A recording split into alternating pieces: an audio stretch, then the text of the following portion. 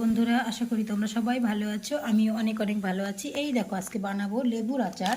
তার জন্য আমি কি কি নিয়ে নিয়েছি দেখো।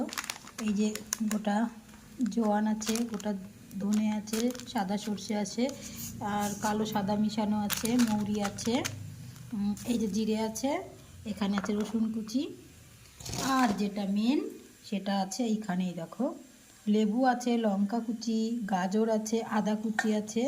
সমস্ত কিছু আমি কুচি করে নিয়েছি, মানে সমস্ত কিছু আমি রেডি করে নিয়েছি। এবার একটু জাস্ট মশলাটা করার পালা।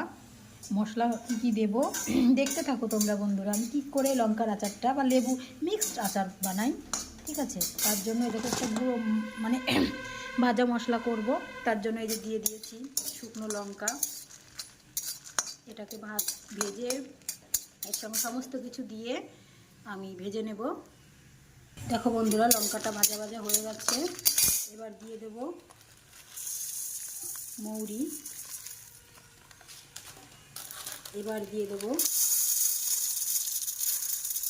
গোটা ধনে, এবার দিয়ে দেব গোটা জিরে। এই মশলাটাকে আমি ভালো করে নেড়ে চেড়ে নেব।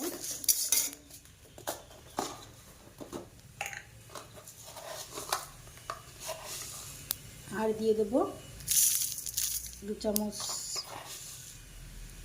এই যে 5 ফোড়ন। এটাকে আমি ভালো করে একটু নেড়ে চেড়ে নিই। এটা একটু হালকা একদম কম আছে, হালকা একটু গরম করে নেব, বেশি ভাজবো না, ঠিক আছে?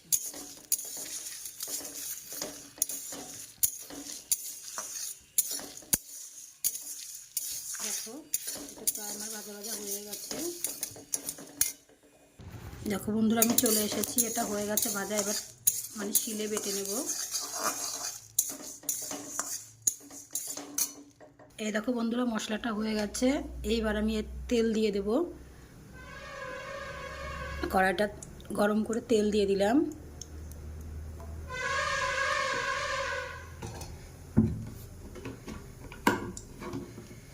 দেখো, তেলটা গরম করে নিয়েছি। যেহেতু সমস্ত কিছু তেলের মধ্যেই ডুবে থাকবে, তো একটু বেশি তেলই দিতে হবে। অনেকটা পরিমাণে আমি তেল দিয়েছি। তেলটা গরম হয়ে গেছে। গরম হয়ে গেলে এর মধ্যে দেব আর একটু 5 ফোড়ন দিয়ে দেব।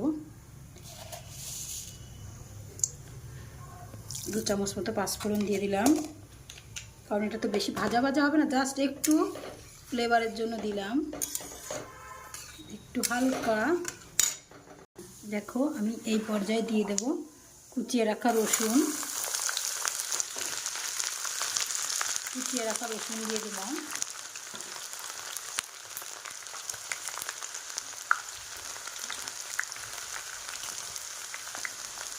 জাস্ট আমি তেলটা এবার বন্ধ করে দেব। গ্যাসটা আমি বন্ধ করে দিলাম। গ্যাসটা আমি একদম অফ করে দিয়েছি।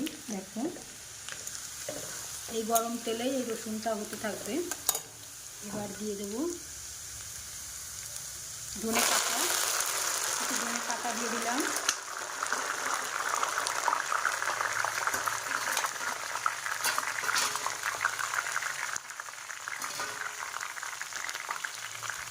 এটা আমার হয়ে গেল। এবার তেলটা ঠান্ডা হোক।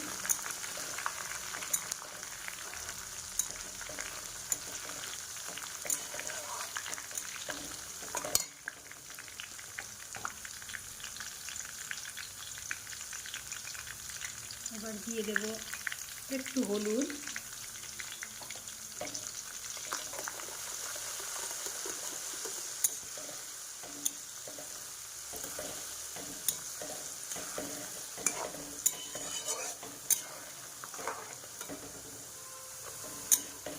বলো এই পর্যায়ে কেমন লাগছে দেখতে, বলো।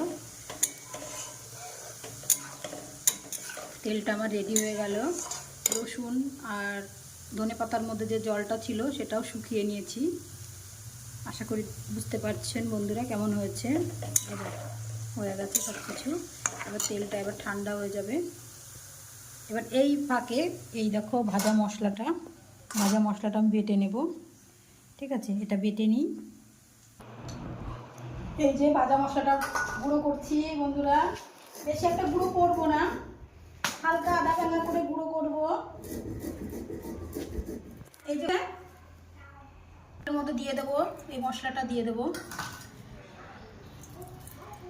এই যে অনেকটাই করেছি তো, সমস্ত মশলাগুলো দিয়ে দেবো। এবার এই যে সাদা আর কালো সর্ষেটা বেটে নেব।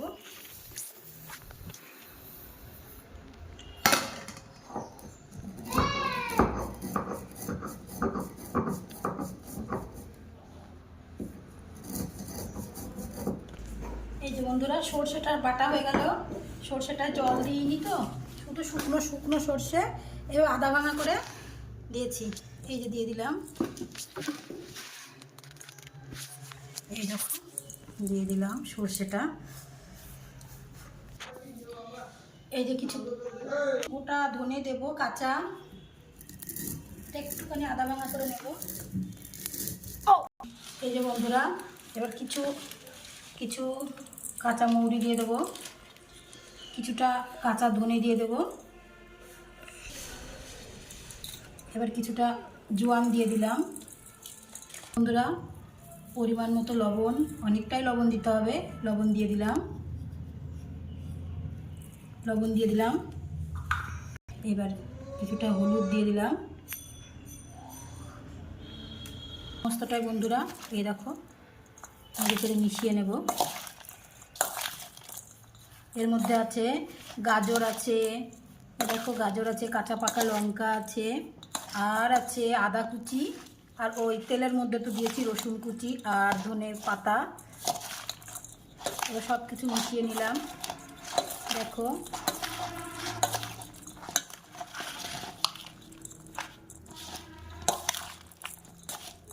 এইবার এই যে তেলটা করে রেখেছিলাম, সেই তেলটা এবার এর মধ্যে ঢেলে দেবো।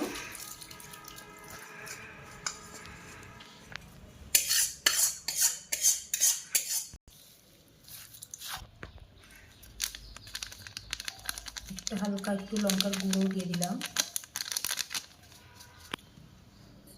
একটু তেল কম হয়ে গেছে, আর একটু কাঁচা তেল দিয়ে দেবো।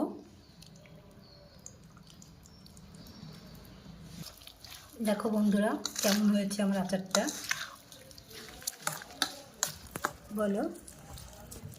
তাহলে বন্ধুরা এই যে আমার সমস্ত কিছু এই যে সব হয়ে গেল একদম। দেখো কি অবস্থা, এক লঙ্কার আচার করতে এসে অবস্থাটা কেমন, আর বলো এটা কেমন হয়েছে। এটা তো এখনই খাওয়া যাবে না, চলো বন্ধুরা এটাকে রোদে দিয়ে এটাকে এখন ইয়ে করতে হবে। চলো রোদে আসো বন্ধুরা, রোদে দিয়ে আসছি ছাদে গিয়ে। এই যে বন্ধুরা দেখো এখানে একটু রোদ দেবো, যদিও রোদ নেই। তা বলো কেমন হয়েছে, দেখো কেমন হয়েছে। এটাকে এখন খাওয়া যাবে না, অন্তত 10-15 দিন রেস্টে থাকবে। তারপরে একে যখন এই গাজর লেবু টেবুগুলো সব গলে যাবে, নরম হয়ে যাবে, তখন এটা খাওয়ার উপযোগী হবে। কেমন হয়েছে বলো, কেমন হয়েছে বন্ধুরা কমেন্টে জানাতে ভুলো না। আমার লেবুর আচারটা আমি এরকম প্রসেসেই বানাই, খেতে কিন্তু দারুণ হয়। এখন যদিও খাওয়া যাবে না, 10-15 দিন পর অন্তত এটা খেতে হবে। এখন রোদে দিতে হবে প্রতিদিন, একটু রোদে দিয়ে নরম করি, তারপরে এটাকে ইয়ে করব, মানে বয়ামে তুলব।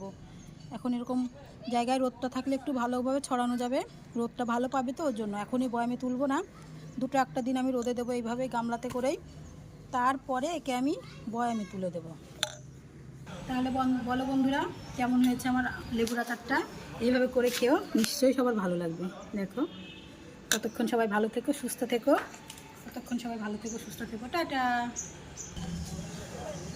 দেখো বন্ধুরা আমার গাছে কত পেঁপে হয়েছে, দেখেছো কত বড় বড় পেঁপে হয়েছে। দেখো নিজে একটা গাছ লাগালেও ফল দেয়, বলো কত সুন্দর। দেখো এদিকে আরেকটা পেঁপে গাছ আছে, এটা তো অনেক বড় বড় পেঁপে হচ্ছে, কিন্তু হনুমানের জন্য না কিছু থাকে না, কি আর বলবো। গাছ লাগালে জল দিলে গাছেও ফল দেয়। মানুষকে ভালোবাসলে যেমন মানুষ ভালোবাসা ফেরত দেয়, গাছও সেরকম। আর এই দেখো আমার তুলো গাছে কত তুলো হয়েছে, কার কার তুলো লাগবে বলো, কত শিমুল তুলো হয়েছে দেখো, একদম শিমুল গাছে তুলো ভর্তি। কত তুলো হয়েছে দেখো বন্ধুরা।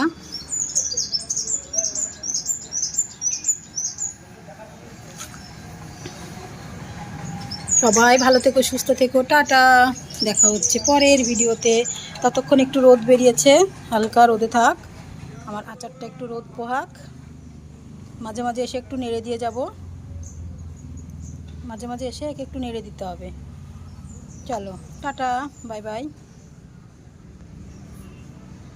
সবাই ভালো থেকো, সুস্থ থেকো, টাটা। সবাই যদি ভালো লাগে লাইক কমেন্ট শেয়ার করো। টাটা বন্ধুরা, সবাই ভালো থেকো, সুস্থ থেকো, বাই বাই। দেখা হচ্ছে পরের একটা নতুন ভিডিওতে।